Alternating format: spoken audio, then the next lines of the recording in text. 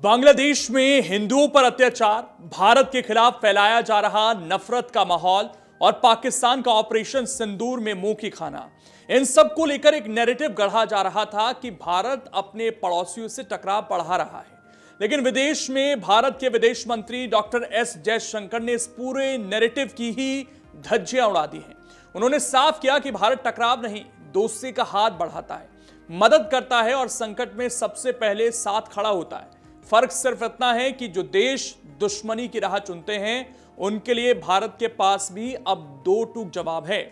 विदेश में एक बार फिर से जयशंकर गरजे हैं। विदेश नीति पर उन्होंने ऐसी स्पष्ट और बेबाक बातें कही कि विरोधियों की बोलती बंद हो गई। संदेश सीधा था, भारत अपने पड़ोसियों की फिक्र करता है, उनके साथ रिश्ते निभाता है, लेकिन जो देश दुश्मनों जैसा व्यवहार करते हैं, उनके साथ किसी तरह की हमदर्दी नहीं रखता।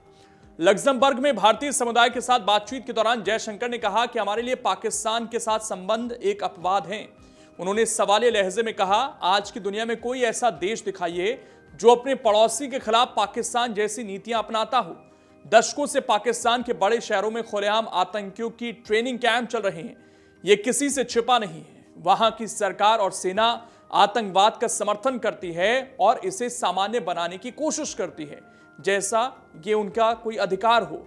जयशंकर ने साफ कहा कि अब दुनिया इस झूठ को स्वीकार नहीं करती। सभी जानते हैं कि पाकिस्तान राष्ट्र समर्पित आतंकवाद फैला रहा है। यह कड़वी सच्चाई है, लेकिन इसे नजरअंदाज नहीं किया जा सकता। भारत को अपनी नीतियां इसी आधार पर बनानी होंगी कि एक खास पड़ोसी आगे भी ऐसा ही व्यवहार करेगा। उन्होंने दो टूक शब्दों में कहा कि जो हमारे साथ सहयोग करना चाहते हैं और सकारात्मक रहते हैं, उनके साथ भी उसी भावना से पेश भारत आता है, लेकिन जो पाकिस्तान जैसी हरकतें करते हैं, उनके साथ अलग तरीके से निपटना होगा। जयशंकर ने भारत की पड़ोसी देशों के प्रति नीति को उदाहरण के साथ समझाया। उन्होंने कहा, भारत के कई पड़ोसी हैं और हर एक अलग परिस्थितियों और जरूरतों वाला है। उन्होंने श्रीलंका में आए भीषण चक्रवात का जिक्र किया, जिसमें वहां अभूतपूर्व तबाही हुई।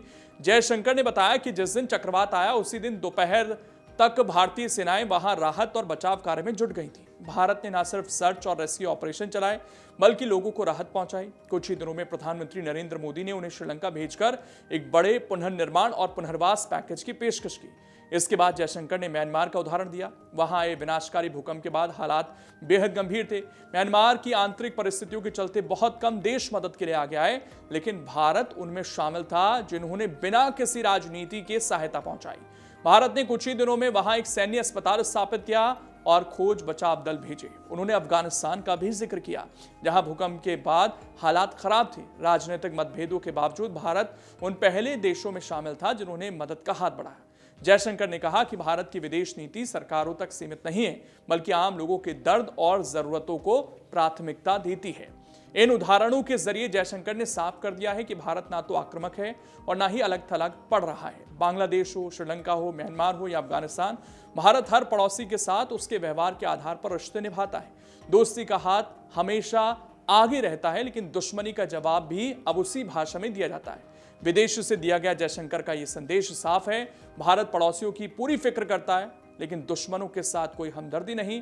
और उम्मीद है कि इस मैसेज के अंदर कहीं ना कहीं बांग्लादेश के लिए भी एक सीख जरूर छिपी हुई होगी।